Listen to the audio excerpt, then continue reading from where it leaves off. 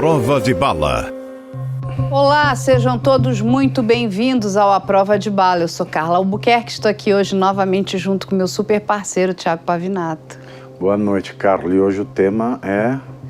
A prova não dá para ser a prova de bala, porque foi realmente uma vítima feita de peneira. De peneira. Exatamente. Hoje a gente vai trazer o caso do pastor Anderson do Carmo.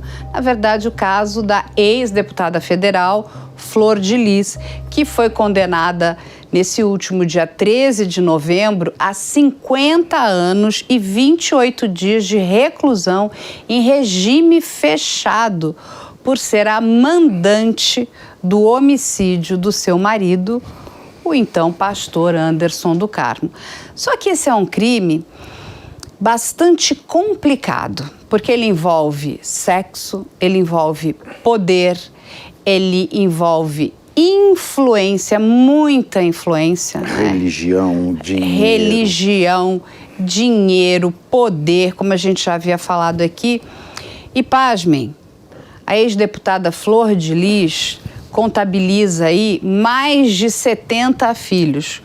Como a gente já conversou antes, né, Pavinato? Ela é uma serial adotante. Lógico que muitos desses filhos são filhos afetivos, temos outros ali adotivos e alguns filhos biológicos. E um roubado. Exatamente, um roubado. Mas a gente vai explicar, né, os detalhes desse caso, que é um caso bastante difícil e muito complicado. Mas olha, a Polícia do Rio de Janeiro, o Departamento de Homicídios da Polícia do Rio de Janeiro está de parabéns, porque eles fizeram um excelente trabalho de investigação, um trabalho primoroso para trazer aí à luz esse caso. Na verdade, o caso Flor de Lis foi desmembrado em duas fases. A primeira, para que fossem descobertos os autores, e a segunda, a motivação desse crime tão cruel. Porque o pastor Anderson foi morto, né, às 3h30 do dia 16 de junho de 2019, com 33 perfurações. Como disse o Pavinato, o corpo dele virou uma peneira. E principalmente na região genital, né, que é um tipo de marca, é um tipo de assinatura que quer passar alguma informação, algum recado, por que é que aquele crime foi cometido. Tiros na região genital é como a gente lembrar dos crimes do cangaço. Tudo que era feito com a parte genital queria remeter a alguma questão sexual. E tinha muito ódio, né? Que era assim, você tem uma assinatura de muita passionalidade, porque nesses 33 tiros que ele levou, a grande maioria ali na região genital, ainda teve um tiro que eles chamam de tiro de confere, aqui na região da nuca, para que, né, eles não tivessem dúvida de que o pastor realmente teria morrido. Nesses tiros, eles encontraram vários ossos quebrados, né? Porque realmente foi uma cena brutal ali. Foi um tiroteio, inclusive, assim, meio que desnecessário, né? Tinha raiva, tinha ódio, tinha passionalidade naquela assinatura do crime. O que levava, né, a crer, a linha de investigação, que tinha algum envolvimento familiar nesse crime. E, gente, vou contar aqui só um detalhe. Nós recebemos todo o processo. O processo pesa 36 quilos. E tem 39 mil páginas. Sim, mais de 50 horas de gravação de oitivas, porque são muitas pessoas envolvidas nesse crime. Entre filhos, netos, amigos, a gente vai aqui, né, desmembrar o papel de cada um. Mas eu acho que, antes de mais nada, a gente precisa entender quem é a Flor de Lis, né, Pavinato? Porque essa mulher, ela monta uma igreja que ela chamava de Ministério de Flor de Lis. E vamos lembrar só uma coisa, o pastor Anderson do Carmo foi namorado da filha Simone. Ele, Flor de Lis, tem 16 anos de diferença. Ele conhece a Flor de Lis quando ele tinha 14 anos e, na sequência, eles já passam a ter um romance, não é isso, Pavinato? Exato. Bom, a Flor de Lis, ela era uma missionária na Assembleia de Deus e, em certo ponto da sua carreira religiosa, ela não conseguia ser ungida pastora, o termo é esse, né, que é ordenada pastora. E quando ela não conseguiu, ela que sempre cantou muito bem, ela que sempre foi uma pessoa bastante carismática, ela montou o seu ministério, a sua igreja. Então ela se tornou pastora, ela se tornou sacerdote. Ela se auto-ungiu.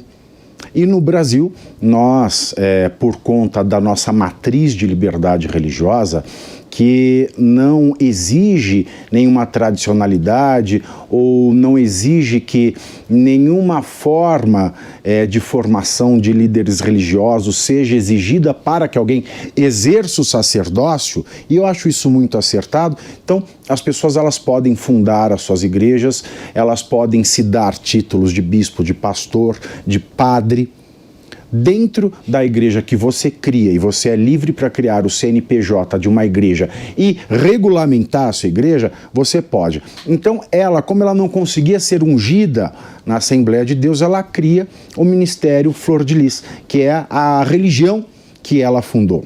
Ela tinha um primeiro marido, e ela conhece, de fato, o Anderson do Carmo, que se tornou o marido dela e foi a vítima desses 30 e poucos tiros, quando ele, segundo informações da mãe do Anderson do Carmo, que deu seu depoimento no começo do processo, ela veio a falecer algum tempo depois, e a mãe do Anderson do Carmo, da vítima, ex-marido de Flor de Lis, diz que ela conheceu o Anderson do Carmo quando ele tinha cerca de 11 anos.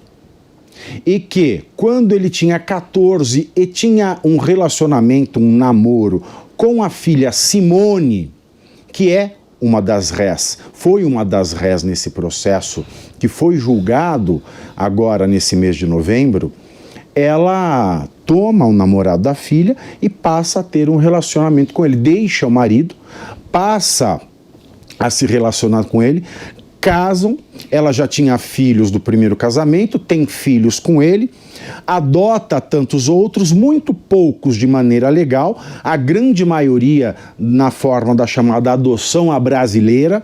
O que é isso? Eu encontro uma criança, trago, cuido, e considera-se que ela é meu filho, muito embora eu não tenha o título parental sobre elas. E um desses adotados à brasileira descobriu-se, no curso desse processo, nas investigações, que ele foi, na verdade, tomado da mãe do rapaz. A mãe do rapaz que frequentava a religião da Flor de Lis, e ele acabou sendo tomado dessa mãe.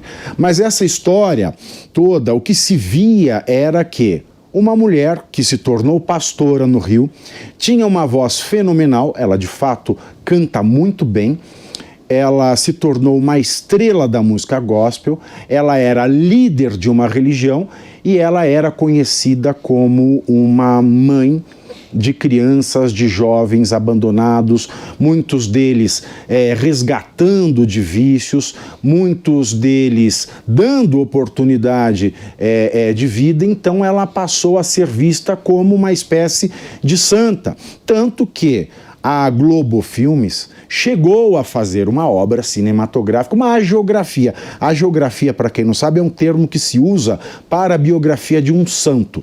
Quando um santo é biografado, se diz que se faz uma hagiografia. Então a Globo fez uma hagiografia dela, não chegou a ser veiculado, mas a mesma Globo que fez a hagiografia, agora ela capitaliza com o caso da Flor de Lis Bandida. Bom, pastora, mãezona, cantora de sucesso, tornou-se deputada federal. E é aí que a sua vida começa a desandar.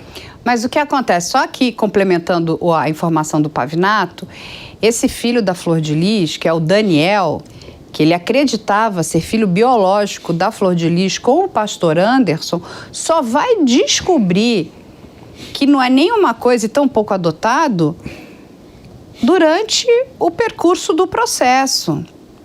Porque nesse processo gigantesco que a gente está contando aqui para vocês, uma pessoa que vai lá prestar depoimento ainda diz o seguinte: eu achava estranho, a Flor de Lis não tinha barriga nenhuma e depois aparece com uma criança, dizendo que tinha sido o filho dela.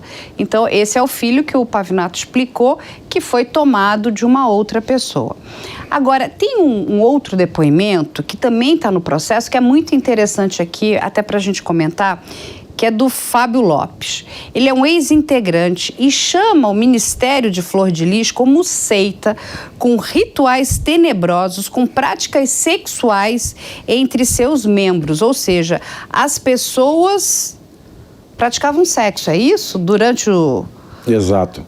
Os rituais religiosos? Segundo essas testemunhas, essa do Fábio principalmente, que foi confirmada por outras testemunhas, aliás.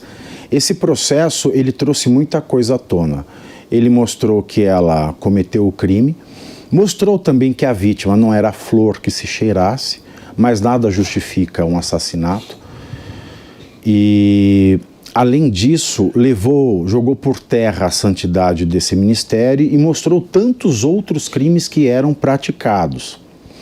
E isso começou a dar errado, Carla, quando ele foi assassinado.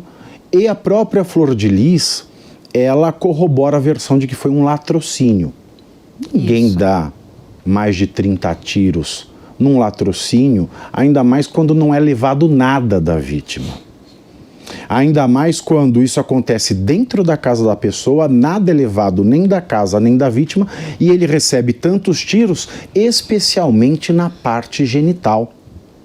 Então, aí levantou uma luz amarela, para não dizer vermelha, de cara. Então, ela corroborou essa história por um tempo, chorou, fez o papel da viúva, e foi quando a investigação apontou a Flor de Lis como a chefe, a mandante desse crime, que as coisas começaram a aparecer. Além da investigação policial, da perícia técnica científica, que foi fenomenal, as testemunhas mostraram isso. Muitos jovens eram levados para esse ministério da Flor de Lis, para a religião dela, e eles eram abusados sexualmente, para não falar estupro de vulnerável, pela própria Flor de Lis e pelo pastor Anderson do Carmo.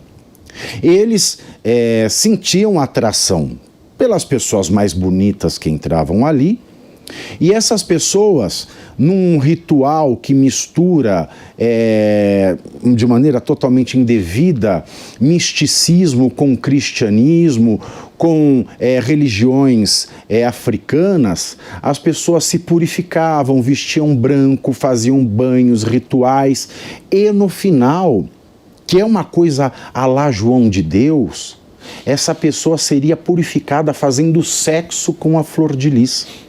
De outra maneira, missionários evangélicos que vinham de outros países recebiam como agrado mulheres filhas da Flor de Lis e do pastor Anderson, que estavam ali. Então eles escolhiam, muitas delas inclusive esposas de outros filhos desse casal.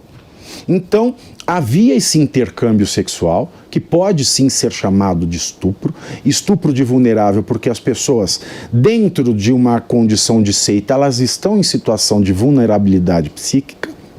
Então nós temos esses vários outros crimes, o abuso, o estupro, a exploração da prostituição, que são coisas que apareceram em testemunhos, mas que não entraram nesse processo. Os crimes que entraram nesse processo foram tentativa de homicídio, associação criminosa e falsidade ideológica. Nós podemos encontrar essa forma de exploração, sim. E por que não tantas outras formas de trabalho escravo e também crimes de política, ligados ao gabinete da pastora deputada em Brasília. Mas esse mesmo informante, né, essa testemunha, esse Fábio Lopes, ele também diz o seguinte, que não havia oração, somente articulação para os negócios da Flor de Lis. Então, que aquilo tudo era uma grande fachada. Agora, tem um outro depoimento também que é muito interessante, que está no processo aqui, que é de uma pessoa chamada Carla Evelyn. Ela narra que em 2007, ao visitar a igreja de Flor de Lis, reconheceu a pastora como frequentadora da mesma casa de swing que ela frequentava. Inclusive, ela diz que a Flor de Lis tinha um quarto exclusivo. E vale lembrar aqui que a gente não chegou a mencionar, ela tentou ingressar na igreja do Silas Malafaia. Exato, era a igreja que ela era missionária, né? Por ela não conseguir ascender na carreira na Assembleia de Deus, que ela abriu o ministério Flor de Lis. Exatamente, então ela já começa, então ela precisava o quê? De pessoas, né? Para começar essa igreja dela. E que nada melhor do que essa família gigantesca que ela criou. Que num primeiro momento, quem olha aquilo... E é claro, a atenção da Vênus prateada. E aí o que acontece? Naquele primeiro momento, quando você olha, você fala, nossa, que pessoa, né? De coração nobre, adotando tantas crianças, dando um lar, né? Abrindo seu coração... Mas quando a gente vai mexendo no processo e vai escutando os depoimentos, as coisas não são bem assim. O que acontece? A Flor de Lis, desde 2018, já tentava matar o pastor Anderson do Carmo. E o que ela faz? Ela pega os filhos e netos mais próximos dela, aqueles que ela tinha, né, uma ascendência maior, e começa a tramar um plano. Como acabar com a vida desse homem que virou um estorvo. Primeiro porque a Flor de Lis, pelo que está aqui no processo, dava uma atenção especial aos filhos biológicos, o que deixava o resto da família um tanto quanto descontente. No processo também, a casa na qual eles moravam, abrigavam outros 35 filhos e netos. Então, ou seja, era uma grande casa com várias pessoas dessa família morando ali. Várias pessoas moravam, que é uma configuração de seita tradicional. No mesmo quarto. E o que eles fazem, né?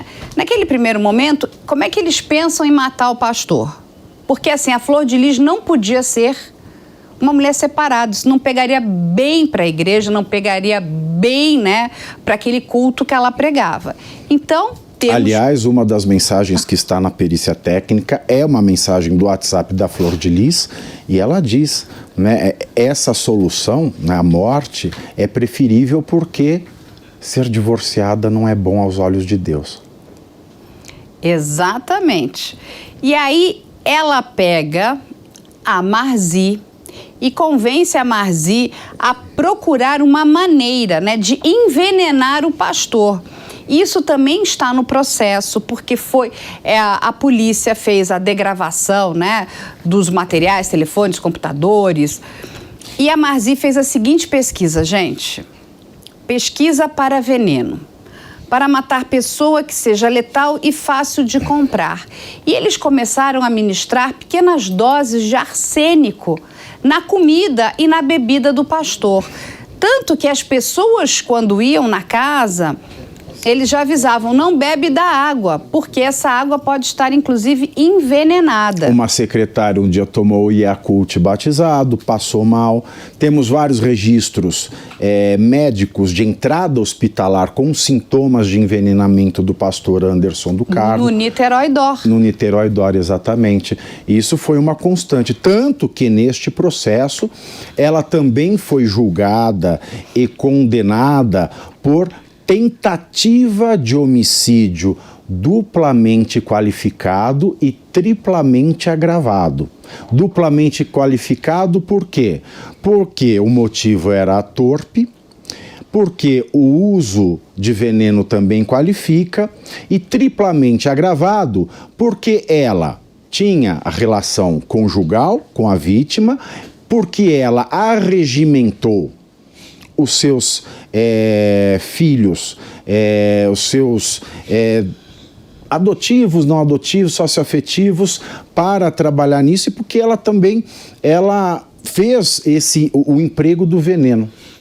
E aí o que acontece? O veneno não estava funcionando. Que além de agravar, além de qualificar, agrava também. Exatamente. Mas o veneno não funcionou, e aí eles vieram com esse plano, no mínimo idiota e estúpido, né? Porque se você não está feliz, gente, você tem que se separar e não sair matando uma pessoa. E as mensagens ainda diziam, ele não morre. Exatamente. Ele é ruim de morrer. Ele é ruim de morrer, exatamente. Tá aqui no processo, ele é ruim de morrer. Aí, o que acontece? A Simone, que é a filha biológica da Flor de Lis, convence o irmão, o Flávio, a matar o pastor. É isso, num primeiro momento, que ela diz, para tirar, inclusive, a culpa da mãe, usando o seguinte argumento: eu fui abusada sexualmente pelo pastor Anderson do Carmo. O que acontece? Essa versão não é confirmada no julgamento, esse que aconteceu agora no mês de novembro. Mas, dado isso, o Flávio diz, eu vou matar. Só que eles precisavam de uma arma. Quem vai à busca dessa arma? O outro irmão deles. O sócio afetivo, o Exatamente, Lucas. O Lucas, que compra essa arma. Que é um menino oriundo das áreas tomadas pelo crime organizado no Rio de Janeiro. Então, Simone fala com Flávio fala com Lucas, Lucas vai, compra a arma e entrega para Flávio. Não, mas tem um pedaço que é melhor ainda. Mas assim, olha a quantidade de gente. É Lucas, Flávio, Simone, Marzi, Adriano. Vocês vão ver mais nomes aí. Como é que essa arma é uma Mauser 9mm? É uma pistola Mauser 9mm, que custou R$ 8.500. Aí foi o primeiro furo, e é onde a polícia vai em cima. Esse rapaz, o Lucas, fazia uma renda mensal de R$ 2.000 por mês. Ele era motorista de aplicativos. Ou seja, ele não tinha dinheiro para comprar essa arma. Da onde saiu esse dinheiro? Todo o dinheiro daquela família era extremamente controlado pelo pastor Anderson. Isso é uma das coisas que eles reclamavam muito, que o Anderson cuidava do dinheiro, eles não tinham muito acesso ao dinheiro, tinha muita briga por conta de dinheiro, não é isso? Tudo isso começa por conta disso. O Anderson do Carmo, vale lembrar, retomar o começo da nossa conversa, ele começou a se relacionar com a Flor de Lis, ele tinha 14 anos. Ele era um adolescente, ela já era uma mulher formada. Ela controlava, de certa forma, aquele relacionamento. Mas, num certo momento em diante, ele passou a controlar não só a Flor de Lis, como toda a família. Ele controlava a carreira dela como cantora gospel, uma das que mais vendia no Brasil. Passou a controlar toda a vida religiosa dela, o império religioso que eles construíram. Ele passou a controlar os contratos de imagem dela e ele também era o deputado federal de fato, porque era ele que mandava no gabinete da Flor de Lis em Brasília. Não bastasse, ele fazia esquema de rachadinha com todos os familiares que estavam lá trabalhando no gabinete, e ele tirava, excluía e escolhia com mão de ferro quem é que podia participar do plano de saúde da família. Ele não liberava um centavo para ninguém. Ele tinha que ter a justificativa de absolutamente tudo. Ele levava aquela família de dezenas de pessoas em rédeas curtas, controlando centavos. Então, olha o que o Pavinato acabou de contar aqui, né? Então, esse moço não tinha dinheiro. Onde é que iam sair esses R$ 8.500? A única pessoa que poderia ter esse dinheiro era a Flor de Lis. Exatamente. E ele compra essa arma na comunidade da Nova Holanda, ali no complexo da Favela da Maré. Porque a polícia faz, né? Ela conseguiu rastrear, inclusive, isso. E aí é que começam as questões, né? Porque tem várias trocas de mensagens, né?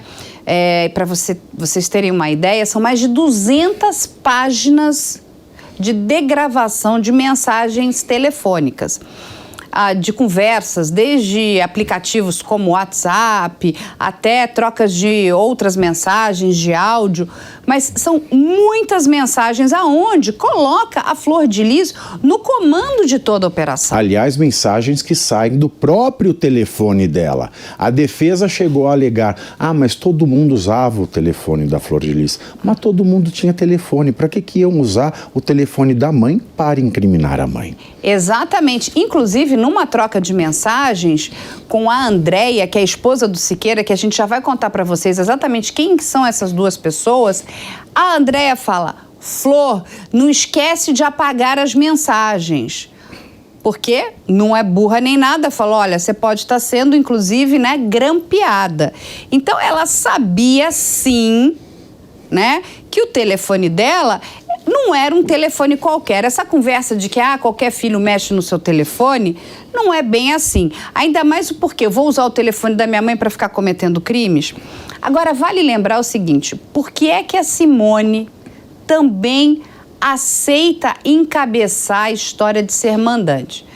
Essa filha da Flor de Lis está com um câncer bastante agressivo e as informações que nós tivemos é que o câncer está em estado avançado. Ela tem pouco tempo de vida, então ela quis liberar a mãe, assumindo o mando desse crime, criando a tese de que ela era abusada, porque se ela fosse condenada, ela não seria presa por conta do estado avançado da sua doença e, assim, todos estariam levando as suas vidas normalmente. Exatamente. Então, e aí o que acontece? Dado isso, esses 3 filhos da Flor de Lis, Simone, o Lucas e o Flávio, estão aqui encabeçando esse crime. Tem outros aqui também que a gente vai trazer. Agora, qual foi um dos grandes pulos do gato da polícia?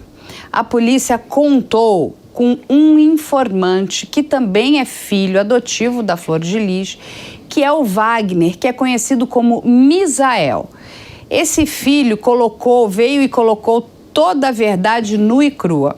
Num primeiro momento, inclusive, foi uma estratégia da defesa de tentar, descredibilizar essa testemunha, esse informante.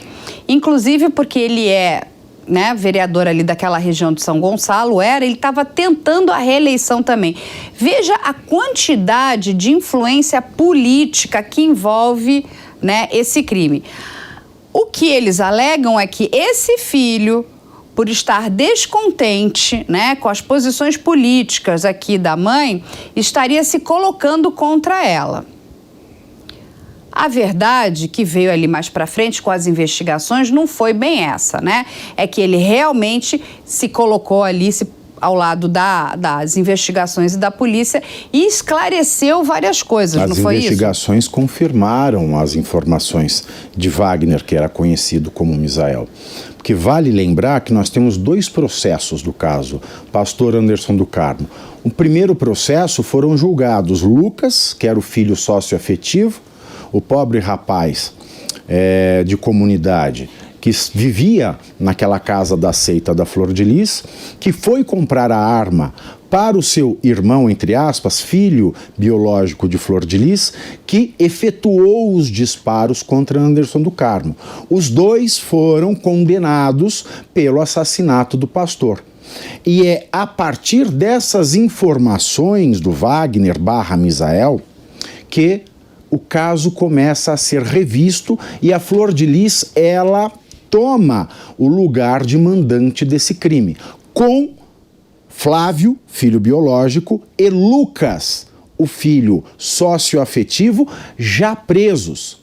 E a coisa ela começa a se complicar, porque nós vemos aí uma conduta da Flor de Lis que quer acabar com a vida do filho socioafetivo, do Lucas, em prol do filho biológico Flávio, que recebeu uma pena maior, afinal de contas, foi ele quem efetuou os disparos. O que aconteceu nesse meio tempo que, junto ao testemunho do Misael, colocou a Flor de Lis em maus lençóis?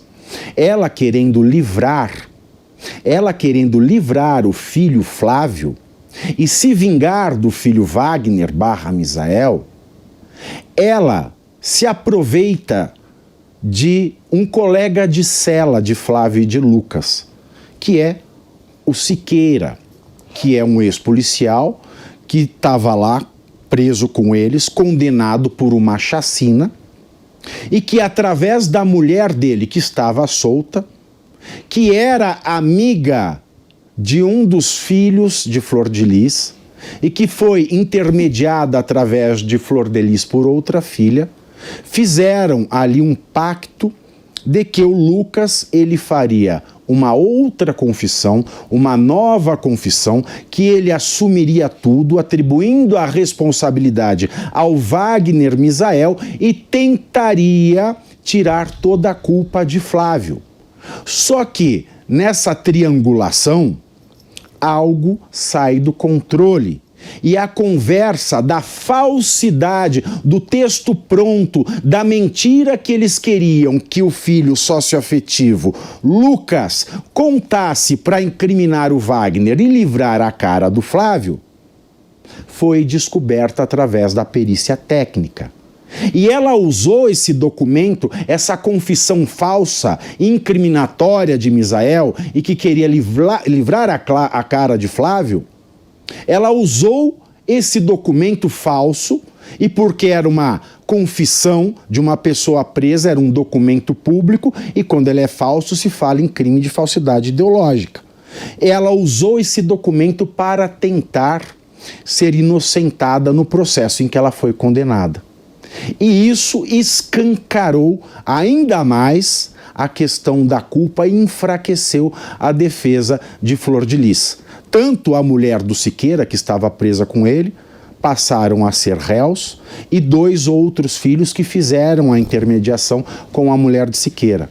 Se Flor de Lis era inocente, por que é que ela pagou? Porque ela pagou um valor, saiu da conta dela, foi para a conta da mulher de Siqueira, para que o filho Lucas, socioafetivo, se prejudicasse, para prejudicar um outro sócio-afetivo e beneficiar o seu filho biológico.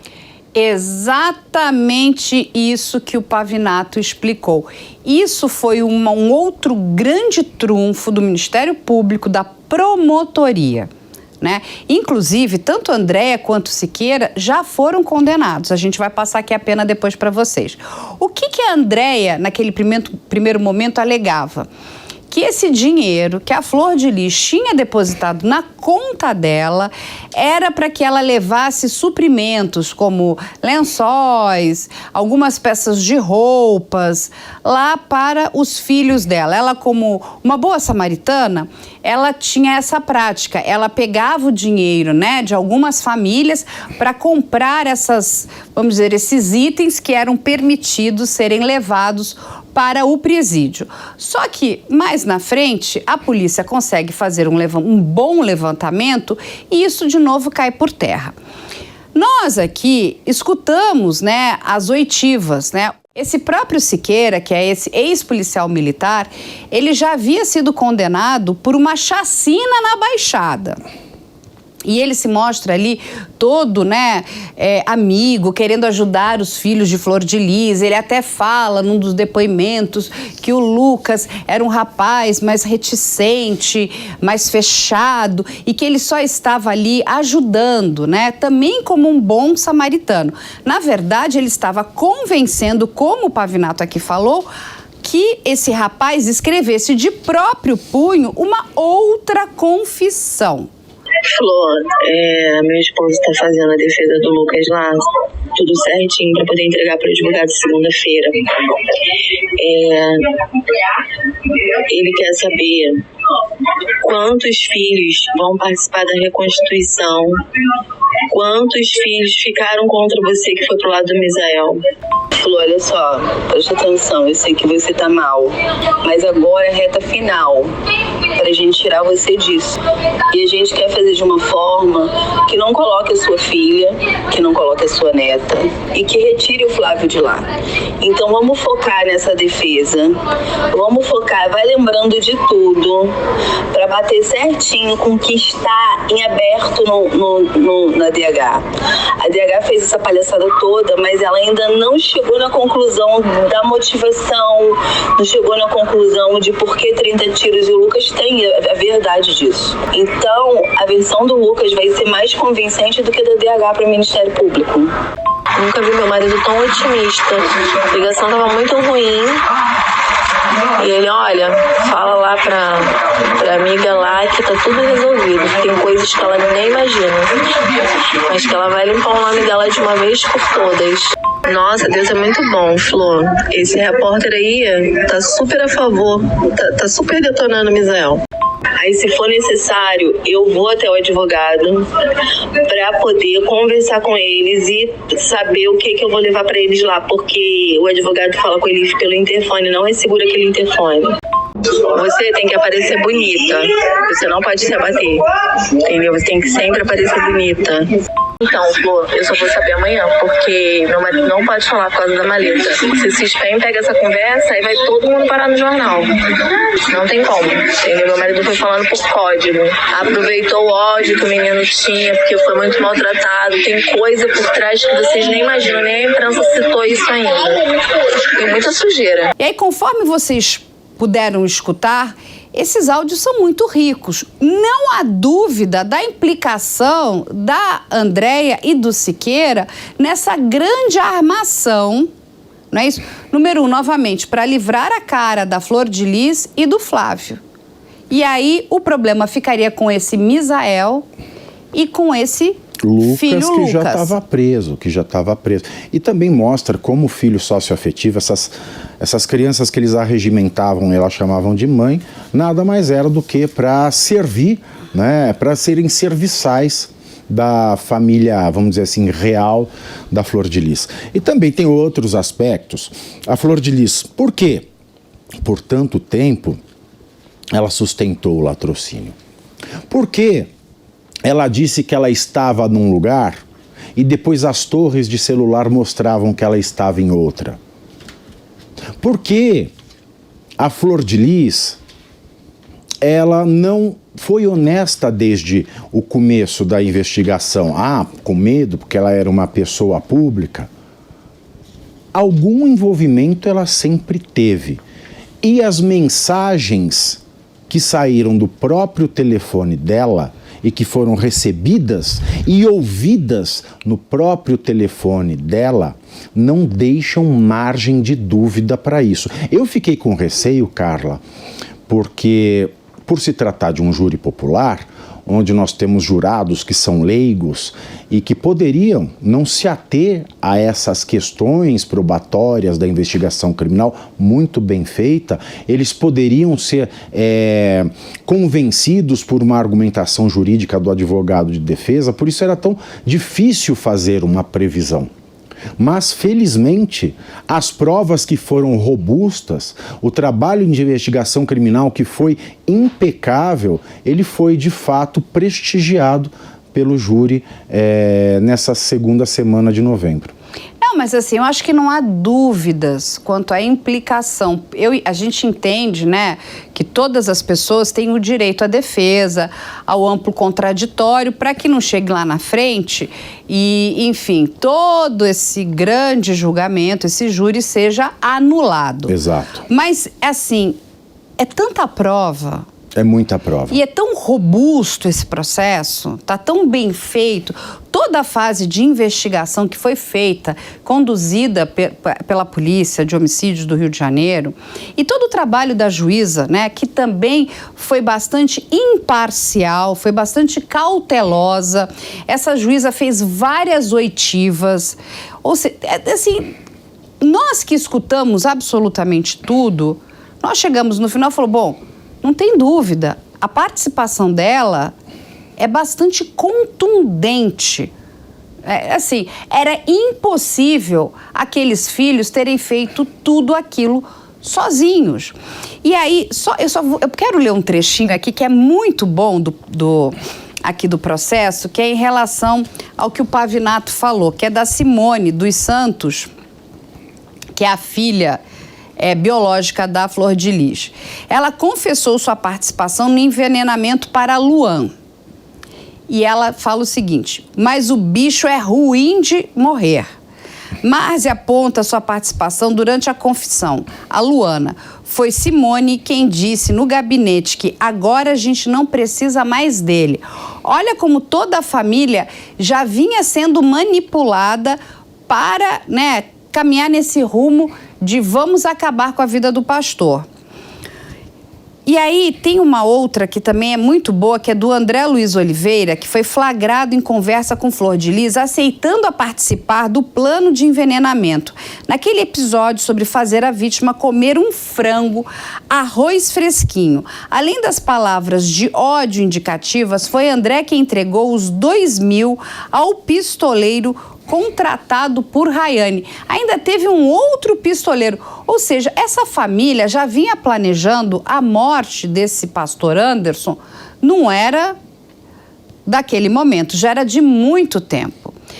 Não, assim, nós não podemos aqui julgar se o pastor era boa ou má pessoa, porque, enfim, não temos, inclusive, material para tanto. Inclusive, o caso de amedrontamento de testemunhas. Testemunhas foram coagidas a não contar a verdade.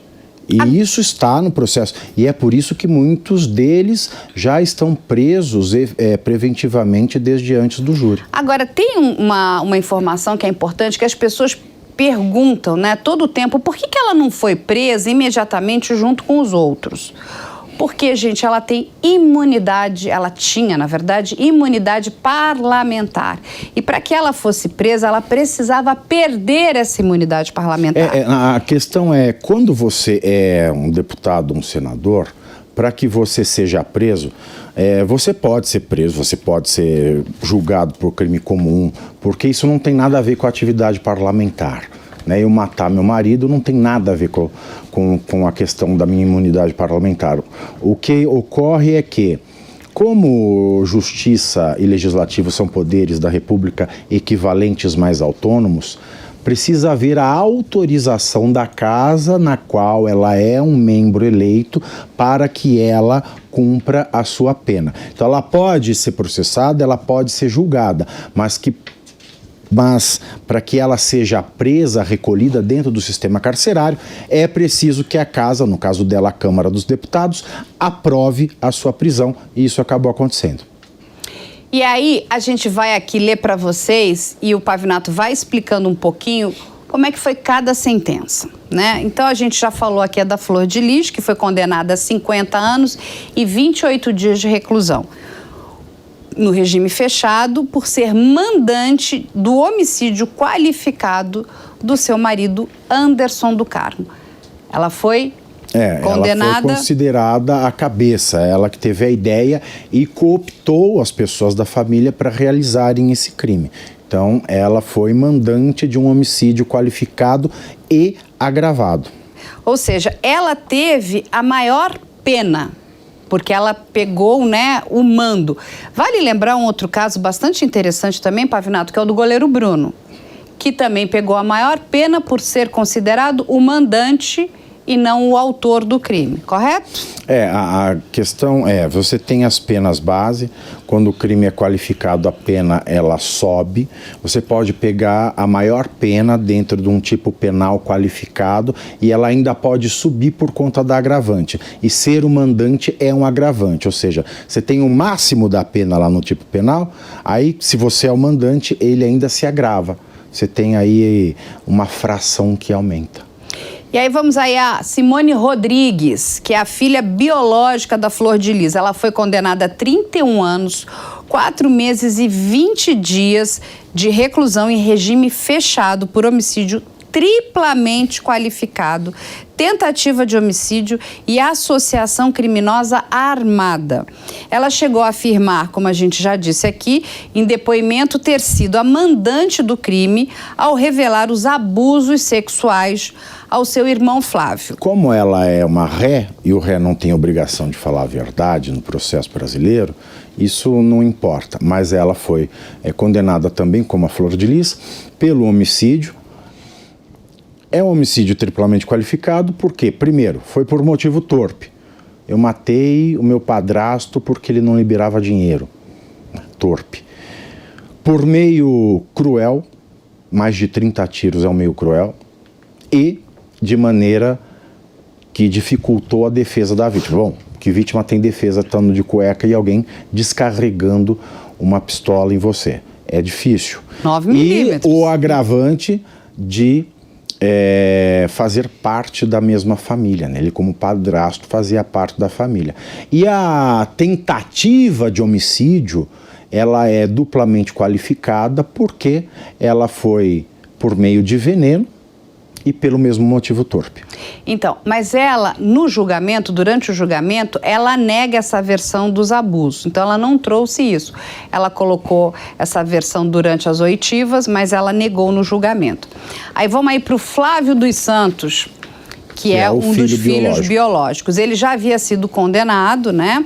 Ele foi condenado em novembro de 2021 a quase 30 anos de prisão, acusado de ter atirado contra o pastor Anderson do Carmo. Então, ele é o autor do crime. Nessa aqui, ele respondeu por associação criminosa e por falsidade ideológica, porque ele fez parte desse complô da confissão falsa do irmão socioafetivo Lucas.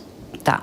Aí nós temos aqui o Lucas César dos Santos de Souza, filho adotivo da Flor de Lis. Ele foi condenado também em 2021 a 7 anos e meio por homicídio triplamente qualificado. E volta nessa, da mesma maneira que o Flávio, por associação criminosa e falsidade ideológica. Olha só, ele teria ajudado a comprar a arma do crime, segundo o Ministério Público, né, do Estado do Rio de Janeiro. Só que a pena dele, gente, foi reduzida por ter colaborado com as investigações. Ou seja, ele colaborou com as investigações, teve a pena aí reduzida. Aí nós temos aqui o Carlos Ubiraci Francisco da Silva, também filho adotivo da Flor de Lis, foi condenado também em 2021 a 2 anos e 2 meses e 20 dias em regime semiaberto pelo crime de associação criminosa e depois a vara de execuções penais do Tribunal de Justiça do Rio de Janeiro concedeu liberdade condicional para o Ubiraci. A associação criminosa não é um crime com uma pena muito alta, mas é a famosa velha formação de quadrilha. Antes eram 4, hoje 3 ou mais para cometer um crime é associação criminosa. E a pena é baixa, então geralmente ela é convertida em pena alternativa. Aí vamos lá, não acabou por aí não, porque tem muito filho aqui ainda. Falamos de 5, faltam 6. Então, o Adriano dos Santos Rodrigues, também filho biológico da pastora. Ele foi condenado em abril deste ano a 4 anos, 6 meses e 20 dias de prisão em regime semiaberto por associação também criminosa e uso de documento falso. A falsidade ideológica, era ele que fez a ponte entre o Siqueira e a mulher e a família. Tá, aí vamos lá. Aí a gente tem agora a Adriana Santos Maia, que vem a ser a mulher do Siqueira, o ex-PM envolvido na chacina da Baixada. Ela foi condenada em abril deste ano a 4 anos, 3 meses e 10 dias em regime semiaberto por associação armada e uso de documento falso. Da mesma maneira, o Siqueira, que vem na sequência dela e é o nosso 8º, o nosso 7º da lista. Exatamente. Aí nós temos aqui o Marcos Siqueira Costa, que é ex-PM, marido da Andréia, recebeu em abril deste ano pena de 5 anos e 20 dias de prisão em regime fechado por associação armada e uso de documento falso. E aí, por que ele vai ficar, né, no regime fechado? Porque ele já estava cumprindo pena, é isso, Exato, Pavinato? ele já está preso. Uma pena se soma a outra, como é isso? Ele não tem o direito ao semiaberto, é isso? Isso dificulta no regime, na progressão do regime de pena. né, uma coisa vai acabar interferindo na outra. Então ele vai ficar lá onde ele está mesmo, né? Diz ele que ele... Esperamos que sim. Exatamente. Aí quem é que foi inocentado nesse processo? Aí nós temos aqui André Luiz Oliveira, que é o marido da Simone, que também, gente, é filho adotivo da Flor de Lis. E era a chefe do gabinete da Flor de Lis. Temos nepotismo aí também. Ele foi absolvido das acusações de homicídio triplamente qualificado, tentativa de homicídio e associação criminosa armada durante o julgamento concluído agora nesse mês de novembro. Temos aqui a Marzi Teixeira, que é filha adotiva da Flor de Lis, aquela que estava fazendo a busca, né, por veneno na internet. Ela foi inocentada das acusações de homicídio triplamente qualificado, tentativa de homicídio e associação criminosa armada também durante esse julgamento agora, em novembro de 2022. E por fim, a neta. A neta, que também foi inocentada, que é a Rayane dos Santos, neta de Flor de Lis, e a filha da Simone, que é filha biológica. Gente, é muita gente, né? Foi inocentada das acusações de homicídio triplamente qualificado, tentativa de homicídio e associação criminosa armada durante esse último julgamento de novembro. E vale lembrar que o Ministério Público vai recorrer dessas absolvições. Exato. Não, ou seja, é uma quadrilha, né? É uma quadrilha. É o termo antigo, quadrilha. Hoje é associação criminosa. E assim, tudo porque não estavam satisfeitos com a condução que o pastor, não vamos dizer se ele era bom ou ruim, de novo, que nós não temos informação sobre isso, dava aos negócios lá da igreja, da Flor de Lis.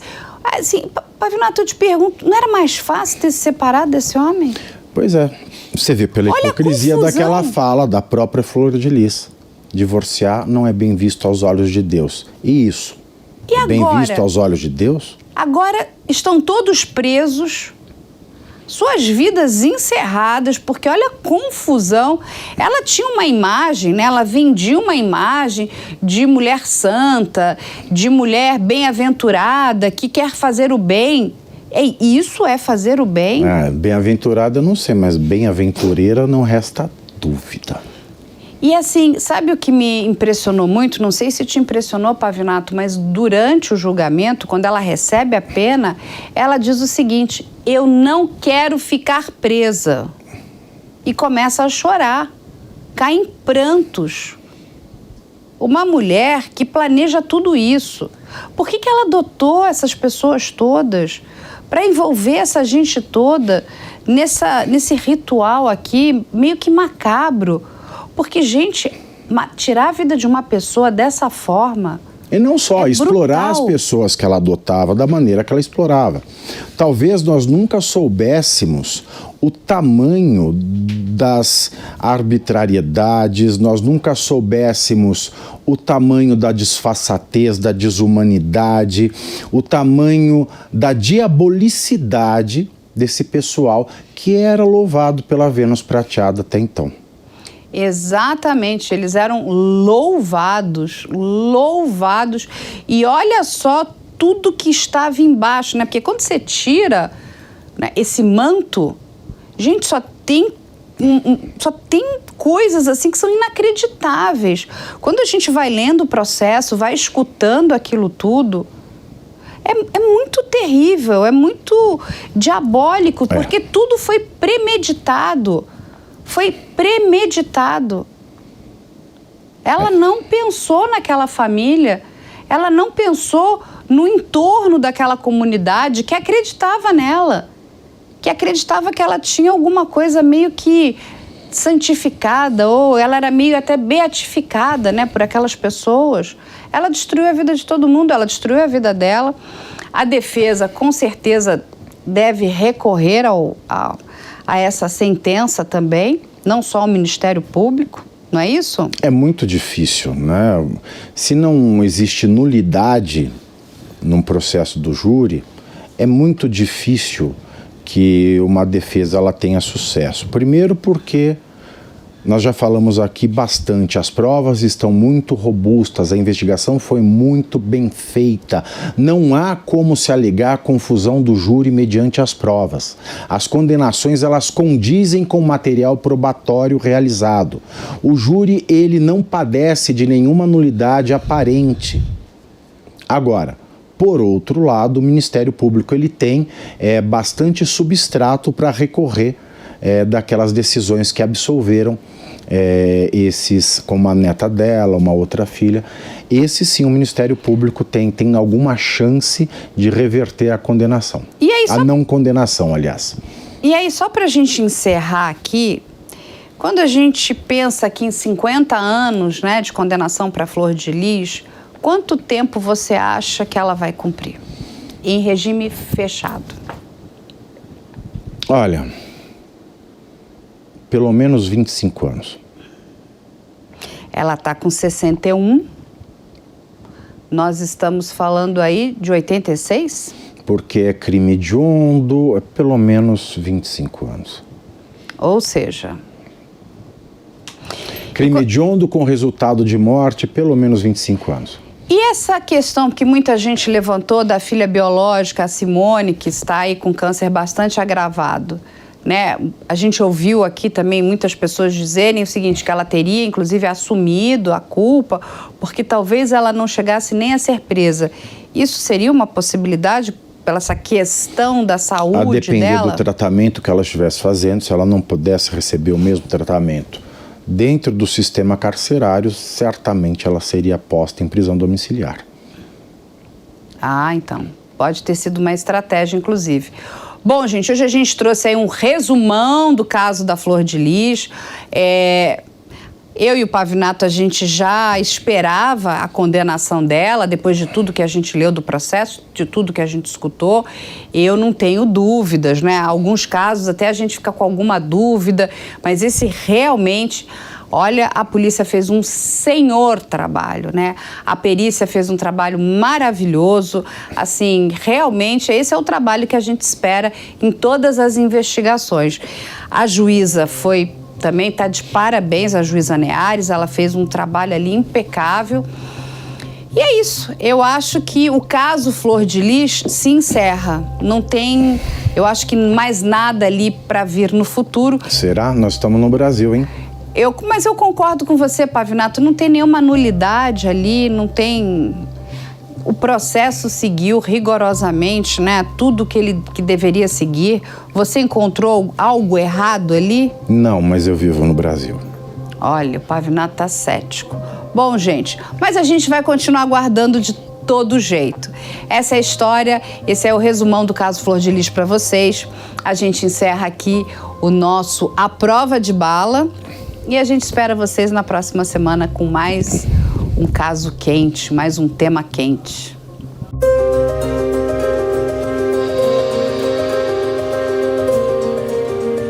A Prova de Bala. A opinião dos nossos comentaristas não reflete necessariamente a opinião do Grupo Jovem Pan de Comunicação. Realização Jovem Pan News.